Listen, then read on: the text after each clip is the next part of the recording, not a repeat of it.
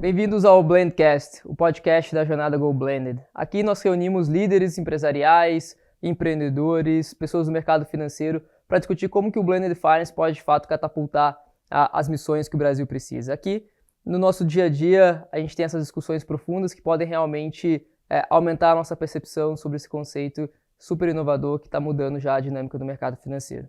Eu sou Douglas Souza e junto com você vamos explorar essas ideias, experiências e caminhos que conectam o Brasil às grandes missões globais de investimento e transformação. E no episódio de hoje, temos o prazer de receber Cristina Penteado para falar sobre investimento de impacto, mercados emergentes e o papel do Brasil no novo fluxo de capital sustentável. Cris, obrigado pela sua participação e presença aqui, viu? Obrigada, boa tarde, um prazer estar aqui, Douglas. Boa. Bom, pessoal, vou destacar aqui algumas experiências da Cris e já conecta a minha primeira pergunta, Cris. Sua atuação como Managing Director e Head of Brazil da Blue Like and Orange Sustainable Capital, liderando investimentos de impacto no Brasil. Experiência extensa em Private Equity, mercados emergentes, finanças estruturadas e governança de impacto. E a relevância da sua visão para o Brasil no momento em que o país pode assumir de fato aí um protagonismo como destino de capital e impacto no Blended Finance. Com toda essa sua trajetória e com toda a tua visão, eu queria te ouvir um pouquinho, Cris, como que a tua trajetória, né, que passa por tantas questões, desde mercados emergentes, Private Equity, como eu falei aqui, molda a tua visão acerca do mercado financeiro, de inovação e o momento do Brasil, né, nesse contexto geral. Eu acho que tudo é uma trajetória, né? No meu caso, eu não tive a intenção, né, acho que falando um pouco de mim mesma, de trabalhar no mercado financeiro. Foi algo que aconteceu na minha vida de uma maneira não linear, digamos assim, né? Eu comecei minha carreira como estudando ciências, né? Fiz biologia e queria seguir carreira acadêmica. E gosto muito, na verdade, acho que olhando para trás, hoje eu olho para trás e vejo que o que eu gostava muito e gosto muito de ciência, não só do tema, mas da resolução de problemas. E isso me motiva muito, algo que é maior do que você, algo que você resolve, algo que é tangível, concreto.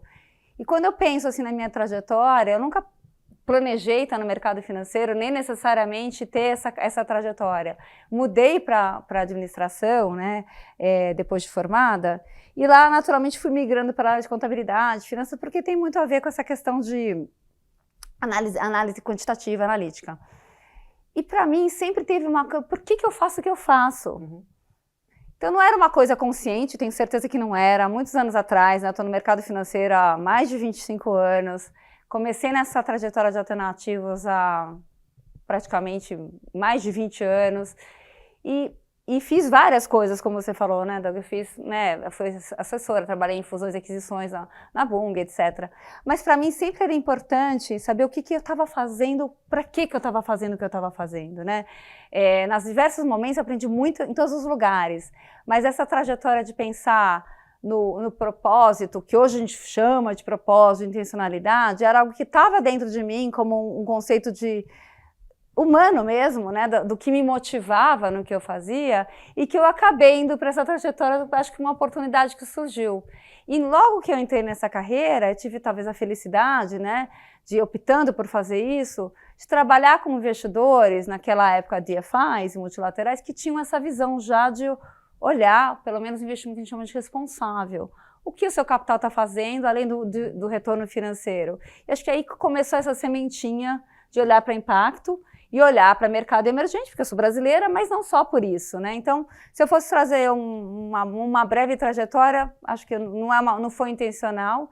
Eu caí no mercado financeiro, eu não escolhi o mercado financeiro pelo propósito do mercado financeiro. Eu gosto, na verdade, de resolver problemas. E eu sempre tive uma necessidade de saber algo concreto, o que eu estava fazendo e para quê. E aí acho que eu acabei caindo nisso, tenho muito prazer do que fazer o que eu faço, com essa visão, né, uma visão mais completa. E o mundo de alternativos te dá esse horizonte de acompanhar, de transformar a economia real, pessoas reais e poder trabalhar no longo prazo, né, com as investidas. Muito legal, Cris. Obrigado. E qual que foi, ao longo dessa tua trajetória, um momento em que você percebeu que o capital poderia, de fato, ser usado como esse instrumento de mudança e não apenas como um retorno financeiro convencional? Assim, teve algum evento, alguma experiência ou foi o processo mesmo, né, que te provocou para isso? Foi uma trajetória, né? Não teve aquele momento, olha, agora eu descobri que o capital pode fazer algo diferente. Eu nunca, mesmo quando eu trabalhei puramente em assessoria, etc., eu sempre queria saber o que mais. E qual que é o próximo passo, né? Então, acho que foi um processo meu pessoal de amadurecimento em paralelo com o mercado. Como eu falei, eu comecei já nessa trajetória há mais de 20 anos atrás, com uma gestora americana que olhava mercado emergente, que já tinha um investidor com um olhar para o capital como um meio de transformação da economia, com um propósito maior do que o retorno financeiro. Isso já era um DNA. Eu tinha na minha cabeça já essa visão de resolver problemas. O capital ele é um meio, né? O que a gente está fazendo com esse capital? Então, acho que não teve um momento eureka, assim, que eu falei, agora eu entendi o que esse capital está fazendo. Mas, claro que foi um processo de amadurecimento, né? Quando eu entrei na Blue Like Nord, que aí a gente está falando há mais de 6 anos atrás, de uma gestora que tem essa robustez de mandato formal, com arcabouço regulatório, aí você tem todo um formalismo, algo que está embutido na sua tese de investimento de uma maneira no DNA da tese. Então, acho que isso foi um processo de amadurecimento com relação à trajetória de mercado. Falar de impacto há 5, 6 anos atrás é bem diferente de falar de impacto agora, e eu também. Mas, no final, para mim, o que me move, sem pensar em nomenclatura ou enfim, jargões, é resolver problema. Não. Eu acho que o capital ele é um meio de resolução de problema, e quando você tem essa ótica de que tem esse potencial transformador, você vê o seu papel como investidor e como alocação de investimento de uma maneira diferente. Eu tenho uma satisfação muito grande de ver o que o capital faz, né? Além do retorno financeiro. E quando eu falo disso, falo das pessoas, das empresas, do mercado. Então, acho que não teve um momento simplificando, eureka, agora sim eu percebi que o capital pode fazer um salto, mas ele foi uma trajetória gradual de amadurecimento meu pessoal e de uma robustez também, eu acho, em paralelo do mercado. Eu imagino que esse background mais técnico ali do início da tua trajetória também ajudou, né, a moldar uma visão talvez um pouco mais pragmática também para essa agenda de impacto, né, que também é uma coisa que a gente fala bastante aqui na Go Blended. E aí eu queria já pegando essa tua experiência, tua visão que você trouxe aqui, como que hoje você enxerga, de fato, o Brasil no mapa global de investimento de impacto, né? O que eventualmente nos dá vantagem, o que eventualmente nos atrapalha na experiência que você convive hoje, Cris? Vou falar um pouco de Brasil, mas falando um pouquinho dessa trajetória e da narrativa de impacto, acho que é bom a gente pontuar aqui que não dá para ser uma narrativa meramente conceitual, né? Eu acho que se a gente pensar em impacto, em como motivar, inclusive para o Brasil, a gente vai falar disso, né? Você tem que pensar que o capital ele tem motivações que são importantes, são alavancas importantes que podem ser usadas na agenda de impacto. O capital ele é fungível, ele é muito criativo, ele pode ser mobilizado de maneiras diferentes. Então, a narrativa, quando se fala de impacto, tem que ser uma narrativa com concretude, com retorno, risco e impacto. Ela pode, e deve ser uma narrativa com muito propósito e intencionalidade, mas ela tem que ter esse alicerce real das regras de mercado para você mobilizar o capital necessário. Então, não dá, e talvez até a minha formação bem quantitativa e depois tendo estudado em Chicago, que é um mercado, né, o mercado eficiente, etc., que é uma narrativa que é muito importante de ter. Quando a gente fala de Brasil, acho que também tem que ir muito por aí. O Brasil tem um potencial, e acho que a COP foi um marco importante disso, de validação dessa narrativa do potencial no Brasil, na trajetória e em investimentos em universos investíveis tradicionais e talvez outros que a gente tem que criar ainda no mercado financeiro, com muita materialidade. Né? Então a gente pode falar aqui das coisas mais, talvez das mais óbvias, das mais nascentes, né? Um espectro de oportunidades, desde você falar de energia renovável, que todo mundo fala do Brasil, e que o Brasil é uma referência quando se fala nisso na agenda climática, como também de natureza, de reflorestamento, de agricultura sustentável, tem de todo o leque de opções de nature-based solutions. A gente tem uma oportunidade muito grande, mas elas não são iguais. A narrativa não é linear. amadurecimento, perfil de capital, perfil de investimento, perfil de risco é muito diferente. Então, falar de Brasil, a resposta é, eu acho que o Brasil é um mercado imprescindível quando se fala de investimento de impacto, especialmente não só, mas na agenda climática, porque ela conecta o mundo, a agenda climática, e associar uma agenda mais micro. Então, acho que tem uma série de oportunidades, mas, por outro lado, também, nós temos que entender como gestores, como investidores, como potenciais investidas e mercado de capitais como um todo, são agendas diferentes e muito particulares, elas não são homogêneas.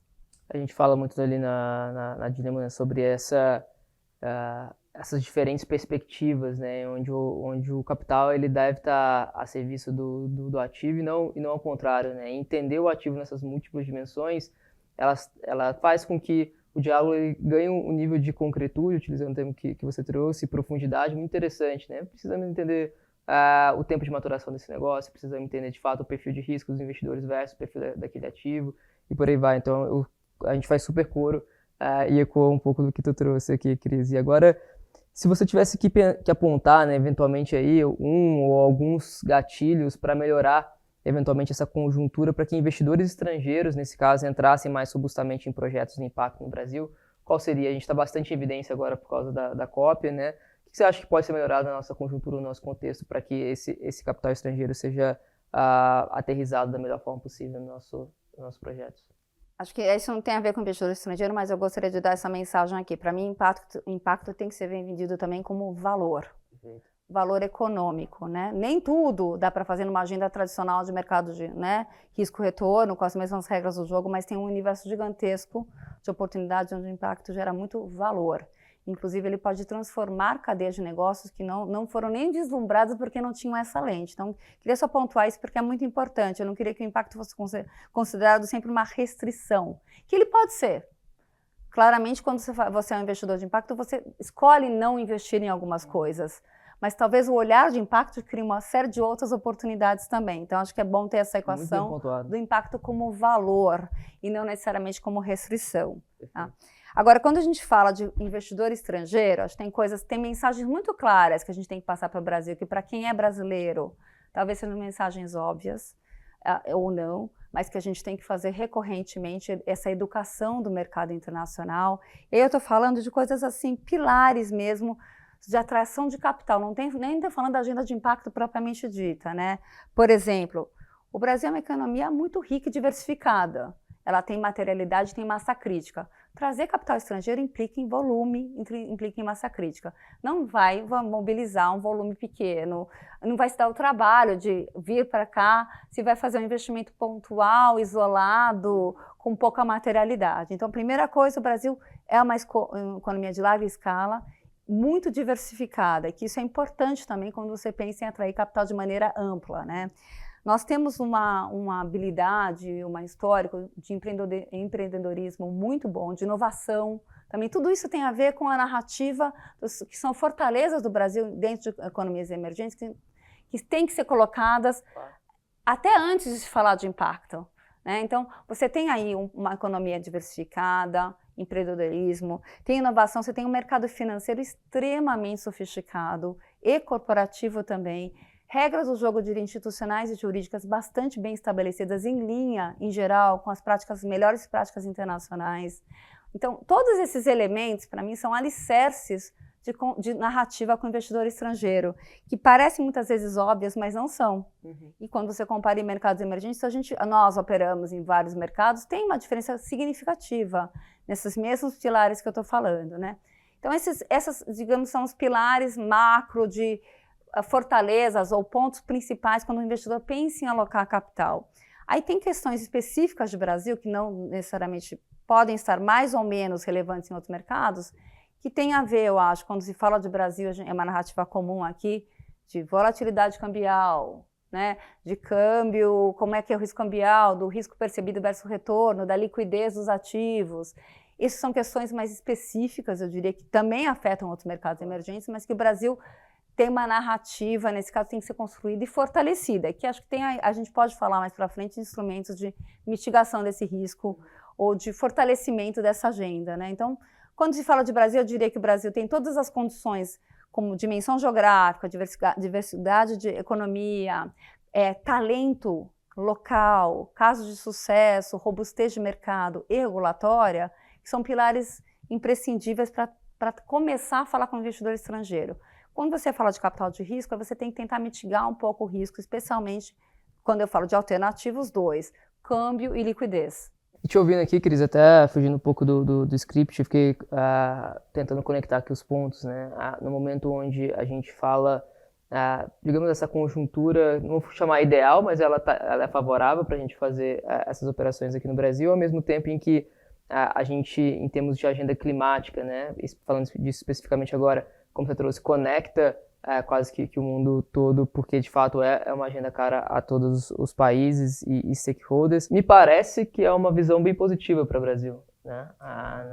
Te ouvindo aqui agora, faz sentido? Talvez eu seja um pouco enviesada, né? Mas olhando, a gente tem experiência, né? E eu também, pessoalmente, em mercados emergentes, né? Então, na verdade, a gente está falando de uma competição. Por que o capital vai vir para cá versus vir para outros países, né? E quando você fala de clima, o Brasil ele tem fortalezas, acho que intrínsecas à geografia do país, né, que são intrínsecas e não são aplicáveis. Tendo dito isso, tem que criar condições de investimento que sejam atraentes. Então, acho que a gente tem o benefício, ou talvez o DNA, né, do verde, da natureza, que são dados, entre aspas, do país, que a gente tem uma obrigação muito grande de preservar, inclusive, com elementos que a gente tem mais influência, que são as questões de entorno de mercado, empreendedorismo, etc. Um ponto acho que eu não falei, que eu acho que é muito importante para investidor estrangeiro e nessa agenda de trazer capital, é a seguinte, e aí tem a ver com questão macro, nas limitações e nas dificuldades, é o capital local.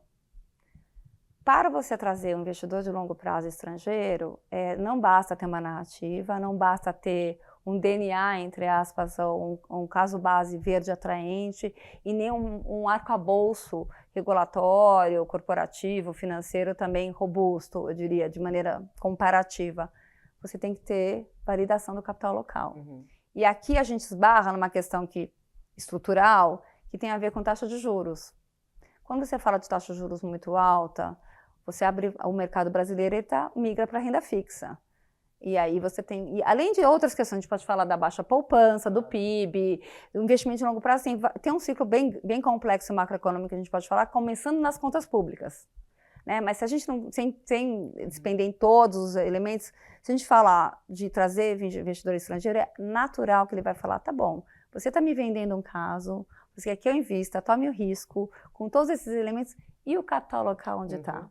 Então, nós temos que criar uma agenda, consistência de investimento de longo prazo brasileiro com capital local, para, de fato, atrair na materialidade, na proporcionalidade que a gente pretende, o capital internacional.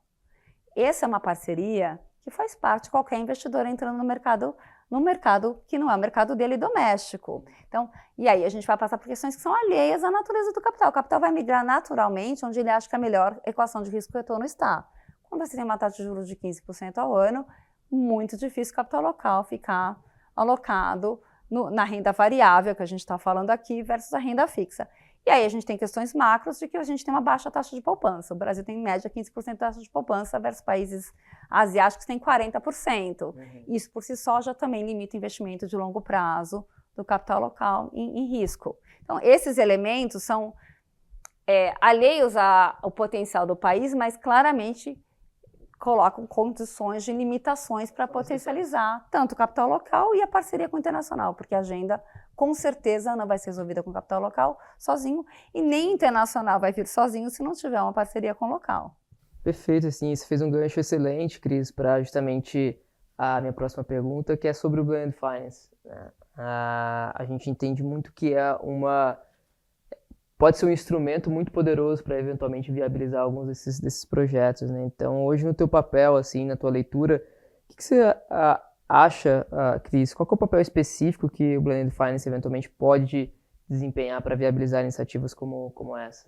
Blended Finance, ele é um instrumento financeiro, ou um rol de instrumentos financeiros que passa por garantia, passa por first loss, tem vários tipos, né, nessa categoria quando se fala de Blended Finance. Então, é uma terminologia que abarca vários tipos de instrumento, que basicamente, na minha visão, tentando simplificar aqui, são dois grandes alavancas.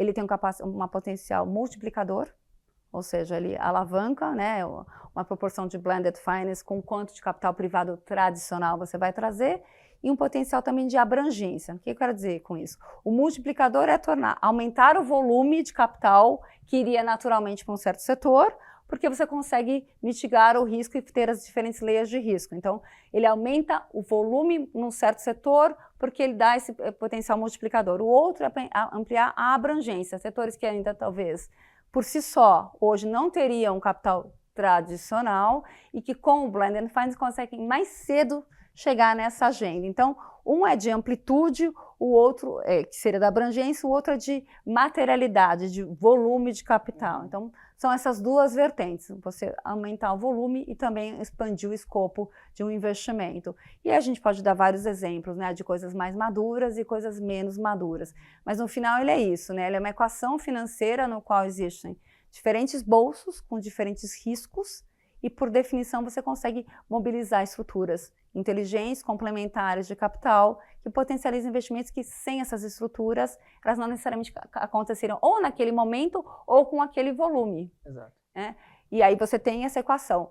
O que eu acho que é importante também quando se fala de blended finance é que ele tem que ter uma agenda de evolução para um capital tradicional em algum momento. Ele tem que ser um alavancador, um gatilho de você acelerar uma agenda, mas que depois ela consiga ter uma trajetória próxima que não precise necessariamente sempre precisar daquele blended finance. Um exemplo disso seria, por exemplo, uma tecnologia emergente. Sim. Ainda não está aprovada, que precisa ser provada, precisa de uma resiliência maior, até que ela se prove, se torne comercial e com escala. Naquele momento ela já poderia ser financiada por um capital tradicional. Nessa fase preliminar embrionária, ainda não. É um exemplo. Outro exemplo é algum reflorestamento, onde tem um horizonte, às vezes, muito mais longo, né, de geração de caixa, onde o capital tradicional não necessariamente consegue se encaixar naquele horizonte. Então, você consegue criar layers de movimentos de capital ao longo da trajetória do projeto. Perfeito. Cada tipo de ativo, né, possui suas características e o blender ele pode permitir viabilizar uma ou outra a depender da característica da jornada daquele ativo. Exato. Né, especificamente. Boa. E na sua visão, Cris, quais são características de uma estrutura de blended finance que realmente funcionam assim, né? A gente ouve falar bastante a questão de garantia atualmente, ou seja, operações que conseguem conciliar tanto a parte do retorno competitivo, a parte do impacto e a parte de escala, né, em vez de somente ficar nos pilotos, Cris. Essa é uma discussão complexa, né, porque, como eu falei, nós não temos agendas equivalentes em todos os setores, então, na minha visão, não vai existir uma fórmula mágica que, de repente, destravou todas as soluções. Acho que o que a gente vai precisar aqui, talvez a gente precise de uma questão regulatória, de um instrumento mais bem testado, que seja um instrumento mais tradicional, que as pessoas sabem, isso funciona e pode ser replicado de maneira óbvia. Então, a gente ainda precisa muito, eu acho que, de caso de sucesso, né, de construção dessa agenda ao longo do tempo e de quase que, eu diria, um menu que você pode plug and play. Se eu tenho essa situação, esse é o mecanismo. Se eu tenho essa situação, esse é o mecanismo. Não acho que é uma agenda homogênea de blended finance, tem uma agenda de estruturação. Entendo também que, por outro lado, fala, bom, mas se cada caso for construído com uma coisa muito particular, você não consegue escalar. Né? Eu acho que é uma agenda que vai ser gradual. À medida que você consegue, em alguns setores, replicar casos de sucesso, aquilo vai se multiplicando e vira uma agenda, né, mais escalável. Então, não tem uma resposta simples. Eu acho que a gente tem no Brasil várias iniciativas interessantes com relação a isso e começamos já a ter casos de sucesso. Muito tem se feito nessa frente, mas é uma agenda que está pouco madura, acho que no mundo. Né? Então, é uma construção que vai ter que ser feita, um pouco de trabalho de formiguinha, mas também um pouco de regulatório. Legal, boa. E o tema do regulatório é uma questão que a gente vem conversando bastante aqui sobre isso, sobre quais são as condições necessárias, regulatoriamente falando, para que essa agenda realmente ganhe tração, né? Porque hoje, de fato, muito se trava quando a gente fala do regulatório no Brasil, né, no Blended Finance. Bom, indo aqui para a parte de métricas, Cris, queria pegar um pouquinho da tua visão nesse sentido. Quando a gente conversa, entre aspas, aqui, o que a gente está chamando de valuation de impacto, né, ou seja, atribuir valor financeiro a externalidades ou intangíveis de impacto, Você acredita que a gente está pronto para isso? Quão maduro você acha que o nosso mercado está? E, eventualmente, que passos faltam aí para a gente tirar nota 10, digamos assim, nessa agenda? Eu dividiria essa questão em alguns pontos, né? Acho que quando a gente fala de precificar, quantificar, e isso tem um impacto em como você vai mover capital, são agendas complexas de você fechar a equação fechar, elas estarem todas conectadas. Eu vou dar um exemplo um pouco mais óbvio, que talvez ajude a gente um pouco nessa conversa. Quando a gente fala, e não estou falando ainda da parte da precificação, estou falando da parte do valor. Como sociedade, de maneira geral, acho que nós já evoluímos muito na percepção de que produtos sustentáveis, né, uma responsabilidade social, essa narrativa ou essa predisposição das novas gerações, acho que todo mundo hoje vê isso mundialmente, etc. Tendo dito isso, ainda não existe o que a gente chama de green premium. Você não vê hoje um mercado que decide em produtos semelhantes, né, e um sendo sustentável, pagar materialmente ou recorrentemente mais por isto. Ele pode escolher, e acho que hoje em dia a gente tem a maioria, talvez, escolheria o produto que é sustentável versus não sustentável, mas ele não paga mais. Se ele não paga mais, é porque ele também não está vindo lá do negativo. E aí, sem querer entrar na área de economia, porque eu não sou economista, mas tentando fazer uma narrativa mais conceitual mesmo, quando a gente fala de impacto, sustentabilidade, você tem sim aquele impacto direto na empresa ou no negócio, mas você tem toda uma externalidade. Para que isso seja incorporado na valorização dos ativos, não é uma questão só de contabilidade, é uma questão de fato, impactar aquele ativo diretamente. Então, uma empresa que emite muito carbono, num primeiro momento, o negócio dela, em princípio, não está sendo nem penalizado, em princípio, e nem favorecido ou desfavorecido. Porque o impacto daquela emissão, ele é para o meio ambiente. Não está sendo necessariamente atribuído de maneira pelo mercado. Não adianta eu ter uma contabilidade que fala, olha, a empresa está emitindo, portanto, ela deve... Se você não criar um mecanismo no qual esse custo seja, de fato, internalizado pelo negócio, existem metodologias para isso, tem um estudo todo de Harvard que é conduzido faz tempo, né, de impact accounting, etc., você vai ter uma narrativa conceitual muito robusta, mas que o mercado não precifica, porque é uma externalidade difusa por um agente particular. Como você traz este valor difuso, esse impacto positivo ou negativo, para ser privatizado, internalizado por aquele agente? É a mesma narrativa de não ter green premium. Se eu tenho duas empresas que produzem a mesma coisa, e uma faz sustentável e a outra não, e o consumidor não atribui hoje um valor a mais para pagar para aquele produto, ela pode continuar sendo sustentável, mas ela não está recebendo aquele benefício que ela está gerando para a sociedade. Assim como você não recebe o Green Premium, em muitos casos você também não está absorvendo no particular o custo social e ou ambiental que está sendo criado. Então, para mim, sim, a metodologia é importante. A gente tem agora o FRS S1, S2, que vai entrar agora em vigor, divulgação obrigatória em mercado de capitais. Acho que tudo isso vai criando uma robustez de demanda social, de responsabilidade social das empresas, climática. Isso eu acho que é uma trajetória com certeza construtiva e que vai criando cada vez mais materialidade e a barra vai subindo. Então, tudo isso é muito positivo.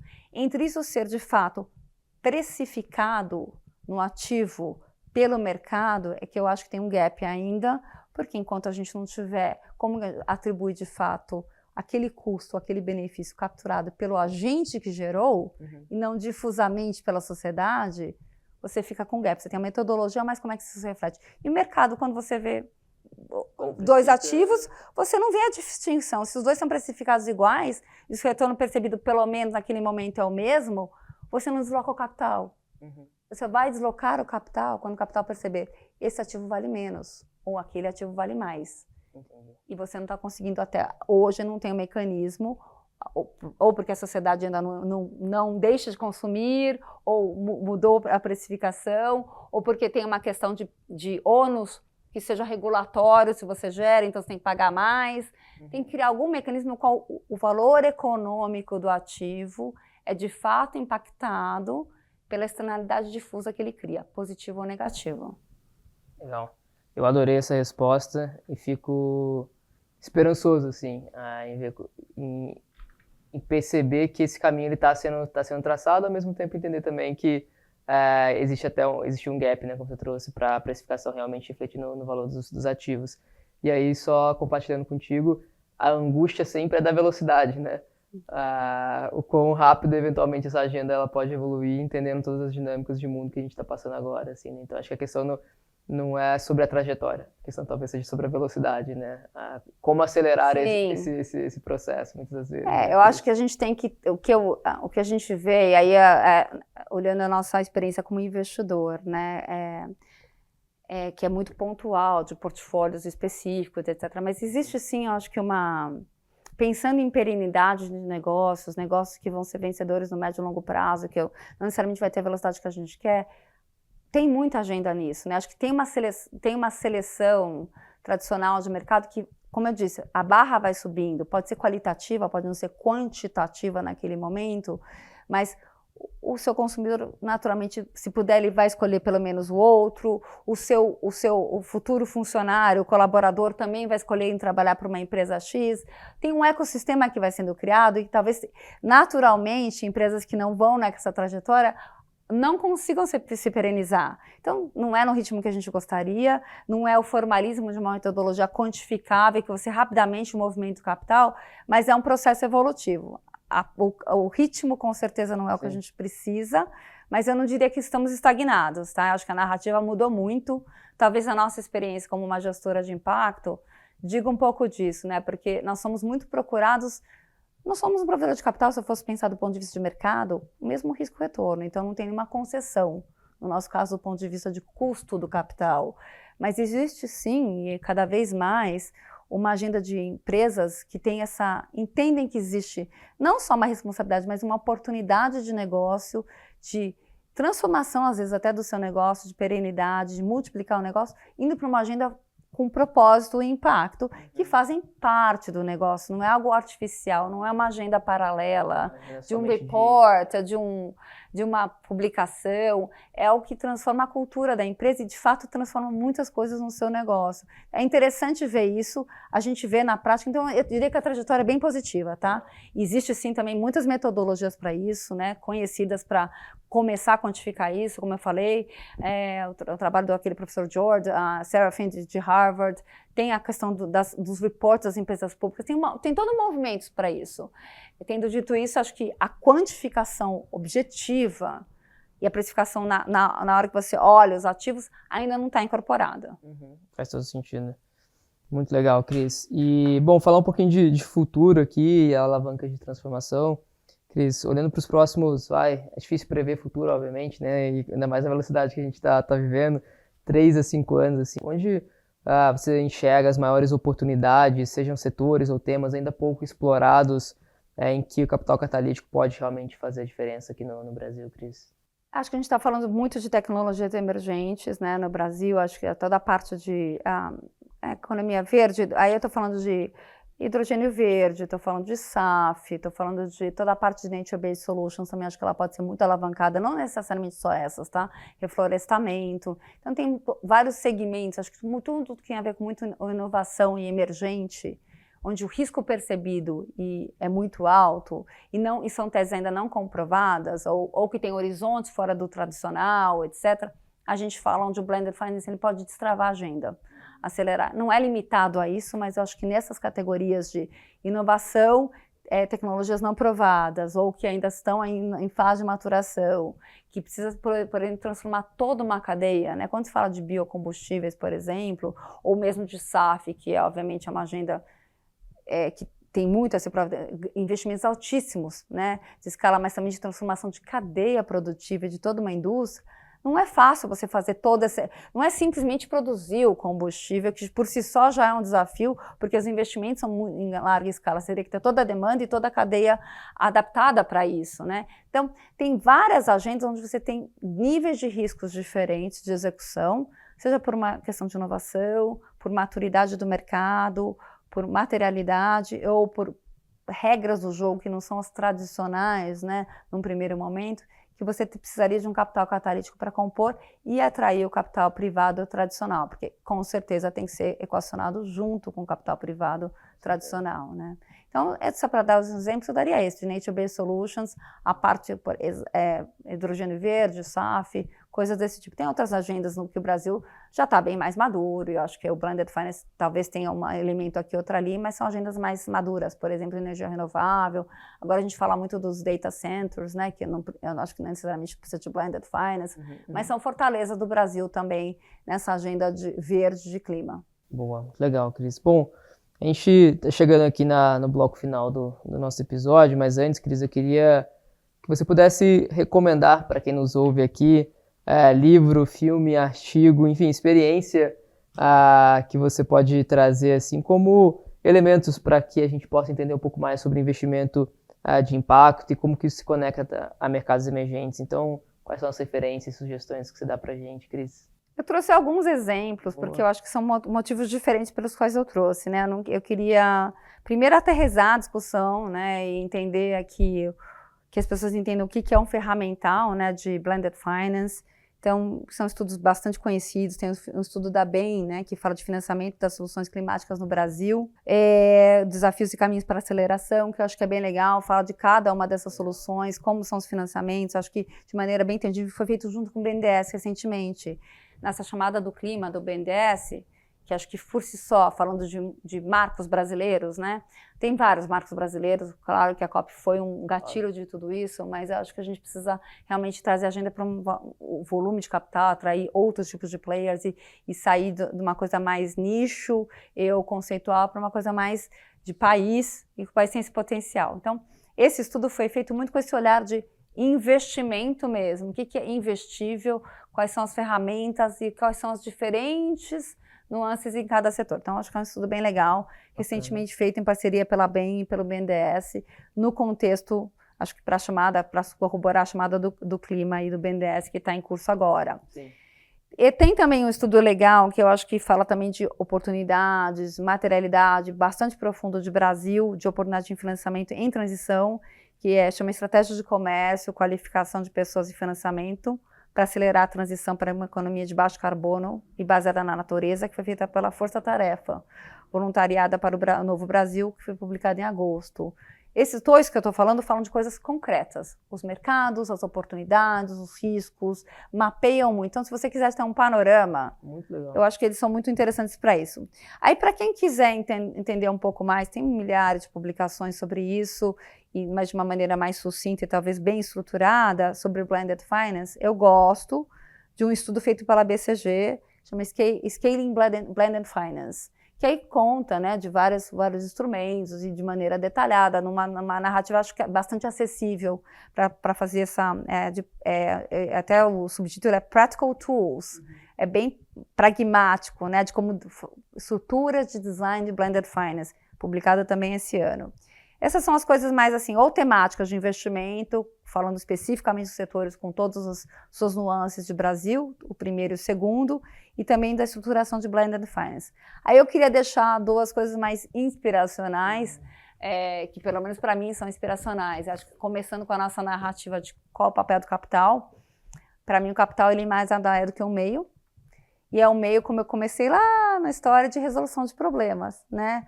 Afinal, o capital a gente está investindo em pessoas, em negócios que são pessoas, não tem o negócio, o mercado, nós somos o mercado, as pessoas, as empresas. Então, o capital está a serviço disso, e no capital somos nós também, né? É o ecossistema. Então, não adianta falar porque o capital não está vindo, mas o capital são pessoas por trás desse capital. Exato. Então, eu queria colocar aqui uma publicação do Bertrand, né, que fala como que Can Finance Save the World, que até trouxe o livrinho aqui para a gente olhar, que eu acho que fala um pouquinho dessa questão, uma aplicação mais antiga, mas que já fala dessa questão sobre para que o capital serve, né, e como fazer com que o capital de fato migre para uma agenda que possa ser muito atraente e tenha, né, mobilize o capital privado, porque a gente sabe que qualquer agenda de transformação, de sustentabilidade climática, de impacto implica em layers de capital, E com certeza o capital privado é uma equação que não fecha sem.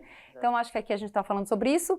E aí eu vou deixar nessa ideia de você olhar os negócios com outro olhar, que não tem nada a ver com o que a gente falou, se você olhar só o título, mas para mim traz muitos elementos legais. Eu estou lendo esse livro, que é a história de uma empreendedora, é uma refugiada, né? É uma refugiada judia da Segunda Guerra, que foi para a Inglaterra, numa época onde mulheres basicamente não trabalhavam, se trabalhavam, era bastante limitado, tinha várias regras para trabalhar, autorização do marido, etc.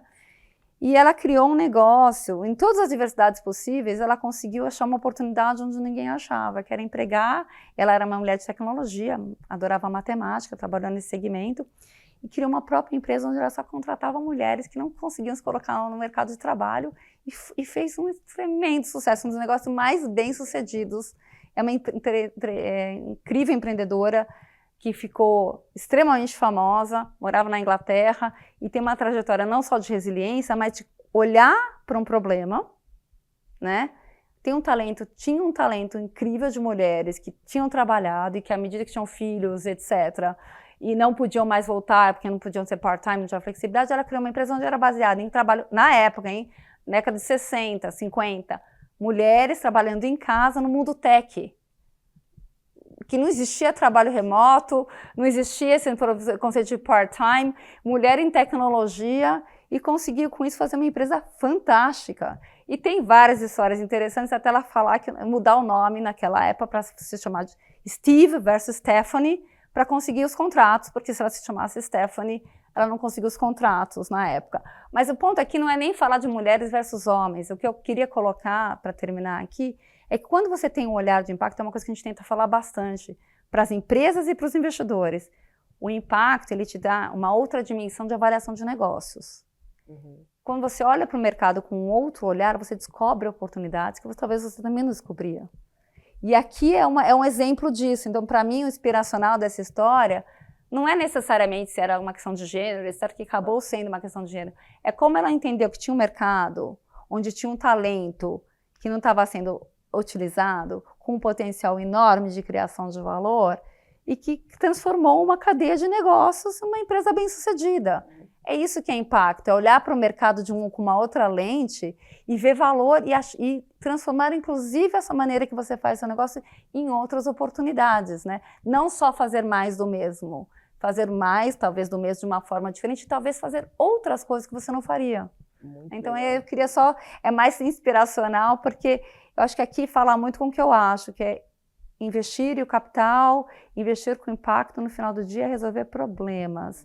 E resolver problemas de médio e longo prazo, de uma maneira holística, né? Olhando todas as consequências do que está sendo feito, porque uma resolução muito simplória ou de muito curto prazo, ela pode se provar não sustentável no médio e longo prazo. Então, quando você pensa em resolução de problemas, você tem que pensar de maneira mais estrutural, com materialidade e com longevidade. Perfeito, Cris. Eu acho que não teria forma da gente finalizar esse episódio da melhor forma. Cris, queria te agradecer muito pelo seu tempo, pela sua generosidade, pela sua agenda, de estar aqui com a gente. Sei que essa correria de final de ano é sempre desafiadora, mas obrigado pelo seu tempo e por participar com a gente aqui na Blendcast. Prazer também, muito obrigada pelo convite. Boa. Este foi então mais um episódio do Blendcast, uma iniciativa da Jornada Go Blended, esse movimento que busca criar ponte entre investidores, empresas, governo e sociedade para mobilizar capital em prol de soluções que gerem impacto positivo. Se você gostou desse conteúdo, compartilhe e nos siga nas redes sociais para os próximos episódios. Muito obrigado!